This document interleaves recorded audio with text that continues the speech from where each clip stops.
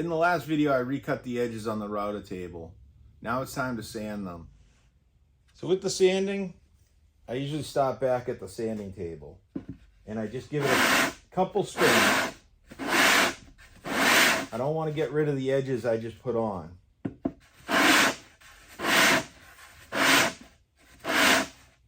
And that's it. So I got my paper here. I start out with 180, then go up to 220.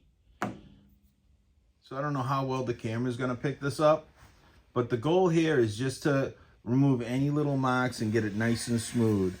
Same with the inner relief cut. You want to angle the paper with the degree you put on and try to stay away from the apex. So I just start out with my 180 and I just real lightly kind of follow the contour of what I just put on.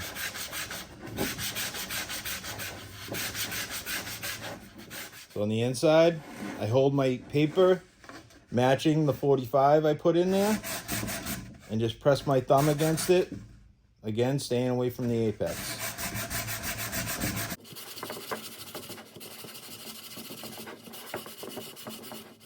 Now it's time for the 220.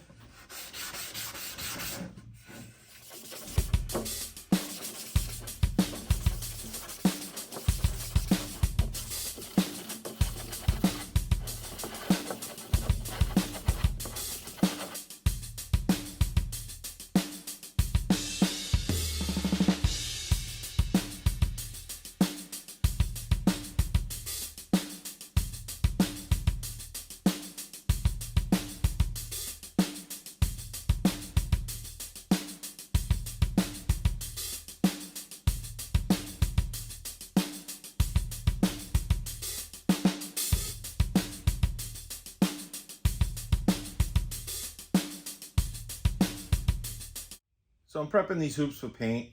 Now whether you use a sander to get the old paint off or you use stripper and a scraper, you always end up squaring this edge off a little bit where the claw grabs onto the hoop. That and over time from changing heads and moving the drums around, they always get dinged up. I start out with 80, 120, then I move to 220, then I do the whole hoop, and then they're ready for paint. I start out with the 80 just to get the nicks out and to get that shape back.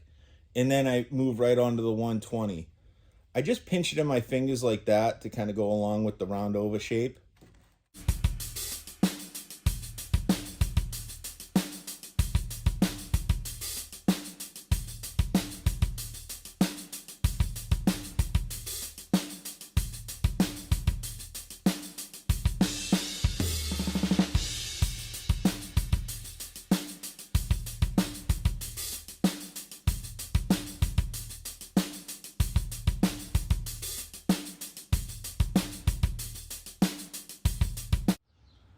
Not sure how well the camera is going to pick that up, but that round over is back. So now a really important step before painting is cleaning them, getting the sawdust and any contaminants off. You can use a wax and tar remover like this. You could use a tack cloth. My preferred method is lacquer thinner. It does a really good job and it dries really fast.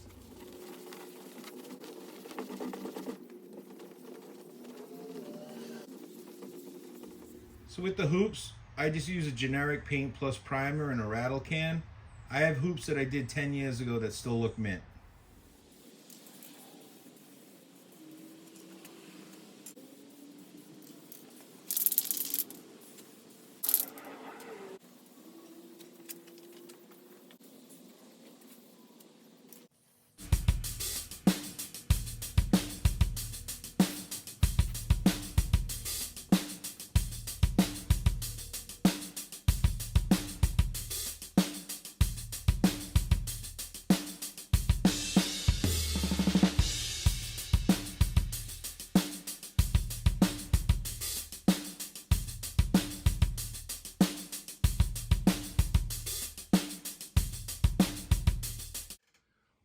So when you cut and wrap like I am by hand, it's almost impossible to get a completely straight line.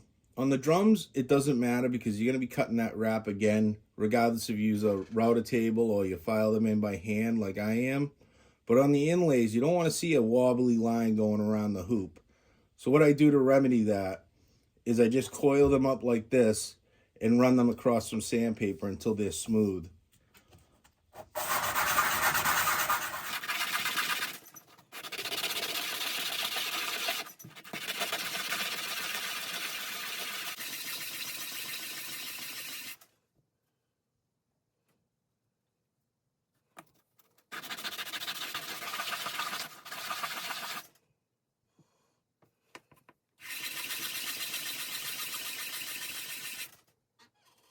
So what I did here with the blue painter's tape is mark the position so the seams to the inlays will be under a claw. You don't have to do that, but if you can hide them, why not? So like a lot of other people, I use the 3M Fast Bond 30NF. I've used Weldwood in the past. That stuff works great as well. Thing I like about this is it's not flammable and it doesn't stink. So with the cement, just follow the instructions. Drying times vary depending on your conditions. And you just want to coat both surfaces. Do a pretty even coat. That way it all dries evenly. And then go from there.